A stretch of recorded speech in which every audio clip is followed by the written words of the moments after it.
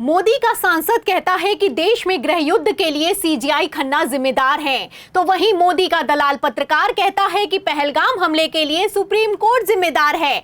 बता दें कि वक्त पर लगी अंतरिम रोक के एक्शन के बाद से लगातार सुप्रीम कोर्ट को टारगेट किया जा रहा है, लेकिन हद तो तब पार हो गई जब भरे कोर्ट रूम में सीजीआई संजीव खन्ना को वकील ने डायरेक्ट अल्टीमेटम दे दिया है। फिर क्या था, सीजीआई खन्ना भड़क गए हैं और वकील को जबरदस्त लताड़ लगाई है। तो आखिर क्यों सीजीआई खन्ना अपना आपा खो बैठे, आपको बताएंगे।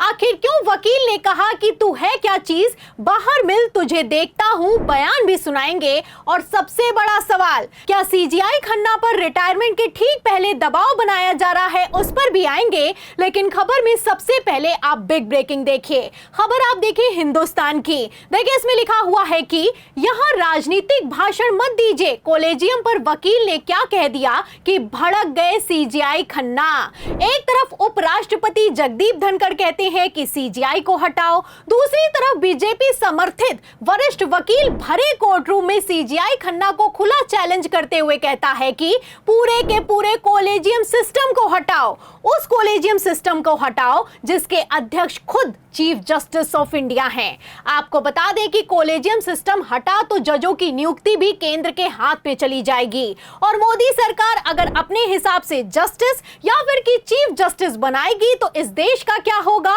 लोकतंत्र का क्या होगा, संविधान का क्या होगा, न्यायपालिका का क्या होगा, आप समझते हैं। दरअसल ये लोग सुप्रीम कोर्ट से लेकर लोअर कोर्ट को अपने कंट्रोल में करना चाहते हैं ताकि इलेक्टोरल बॉन्ड जैसी स्कीमें, वक्फ बिल जैसे कानून आसानी से लागू होते रहें। लेकिन सुप्रीम कोर्ट है तो डंडा चलता है, कानून पर अंतरिम रोक लगा दी जाती है, इलेक्टोरल बॉन्ड एक ही झटके में कैंसिल हो जाता है। एक तरफ देश का उपराष्ट्रपति कहते हैं कि मुख्य चुनाव आयुक्त और सीबीआई निदेशक की नियुक्ति पैनल में सीजीआई का क्या काम है, वहीं दूसरी तरफ भाजपाई जजेस की नियुक्ति पैनल, जिसे कॉलेजियम सिस्टम कहते हैं, उसमें घुस जाना चाहते हैं। आपको बता दें अब इसी को लेकर सीजीआई संजीव खन्ना भरे कोर्ट रूम में भड़क गए हैं और कहने लगे हैं कि मुझे मत सिखाओ कि क्या करना है। दरअसल सुप्रीम कोर्ट के सीनियर वकील मैथ्यूज नेदुम्परा ने सुप्रीम कोर्ट में याचिका दाखिल करते हुए कॉलेजियम सिस्टम खत्म करके एनजेएसी सिस्टम लागू करने पर जोर दिया।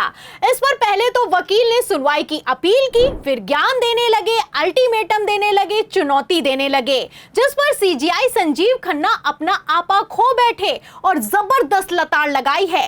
तो ऐसा क्या कह दिया है सीजीआई संजीव खन्ना ने भरे कोर्ट रूम में कि सन्नाटा पसर गया है। मैं आपको खबर का मेन पॉइंट पढ़कर सुना भी देती हूं।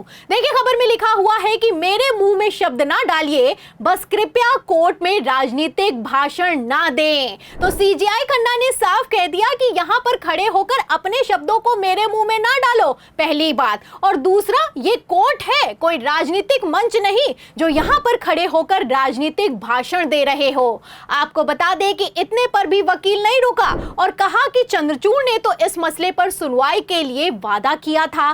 देखिए खबर में आगे लिखा भी हुआ है कि कैसे सीनियर वकील ने सीजीआई खन्ना के सामने सारी की सारी हदों को ही पार कर दिया है। लल्लन टॉप की खबर देखिए इसमें लिखा हुआ है कि तत्कालीन मुख्य न्यायाधीश चंद्रचूड़ ने इसे 5 बार लिस्टेड करने के लिए कहा था।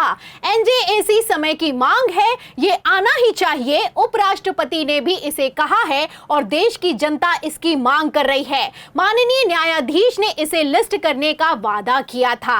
अब धनखड़ का नाम जैसे ही निकलकर सामने आया, आपको बता दें सीजीआई संजीव खन्ना ने आओ देखा नाता वकील की एक भी ना छोड़ी है। संजीव खन्ना ने साफ कर दिया है कि मुझे मत सिखाओ कि हमें क्या करना है।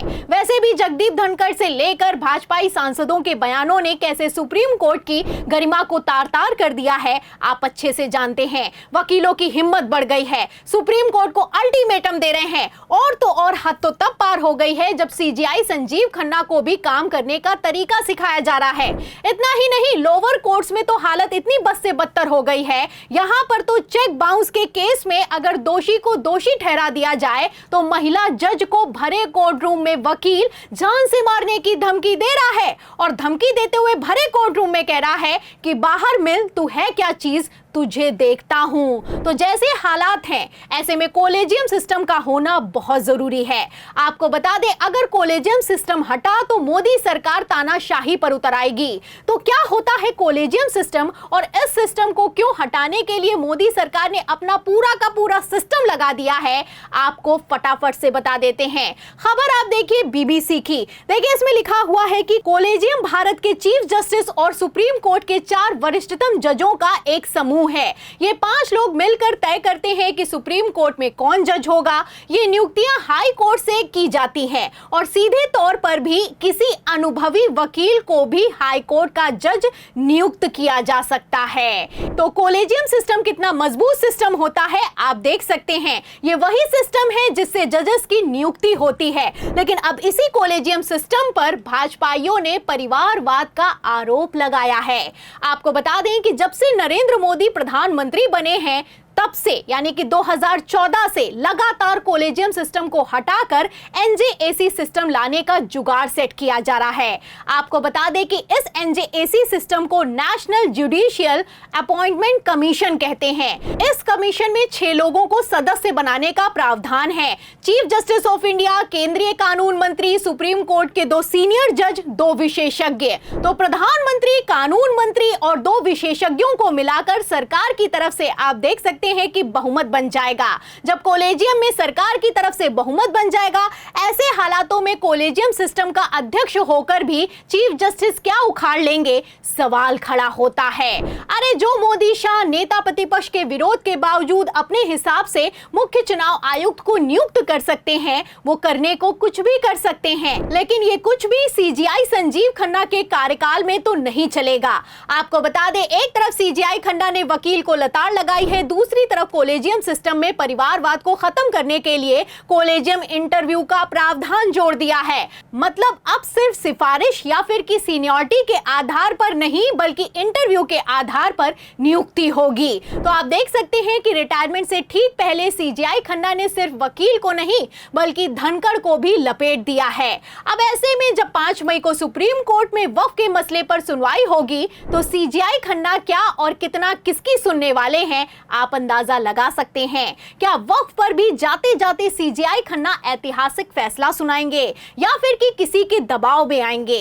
इस सवाल के जवाब में इस पूरी रिपोर्ट पर सीजीआई खन्ना के तेवर पर, मोदी सरकार की तानाशाही पर आपकी क्या राय है? क्या भाजपाई न्यायपालिका को भी बर्बाद कर देना चाहते हैं? जो भी आप सोचते हैं हमें कमेंट बॉक्स में जरूर लिखें। और हाँ, 4 PM यूपी को ज्यादा से ज्यादा सब्सक्राइब करें ताकि पहले की तरह हमारी खबरें लगातार आप तक पहुंचती रहें। जल्द लौटेंगे 4 PM नेशनल के साथ और फिर मिलेंगे अगली खबर के साथ। तब तक के लिए धन्यवाद।